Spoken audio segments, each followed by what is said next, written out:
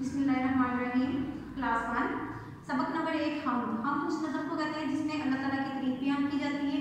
सबसे पहले हम करेंगे इसके अहम अल्फाज इंसान, हैवान, सीधी, बढ़ाने, सिखाने। अगेन रिवाइज करेंगे इंसान, हैवान, सीधी, बढ़ाने, सिखाने। स्टूडेंट इस नज़म में हम पढ़ेंगे कि दुनिया की जो तमाम चीज़ें हैं वो अल्लाह ताला ने बनाई हैं। जैसे हैं फूलों में देखें जैसे गुलाब का फूल, फलों में से भी हमें बहुत से ऐसे फल होते हैं जो हम बहुत शौक से खाते हैं। जंगल, पहाड़, बाग, इंसान, हैवान, ये सब अल्लाह ताला ने बनाए हैं।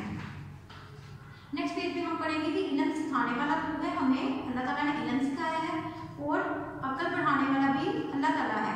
हमें अल्लाह ताला से दुआ करनी चाहिए कि वो हमें सीधे रास्ते पे चलाए, नेक बना दे और एक बना दे। आमीन। नेक्स्ट वीडियो में हम इसके अल्फाज मायने और इसके आंसर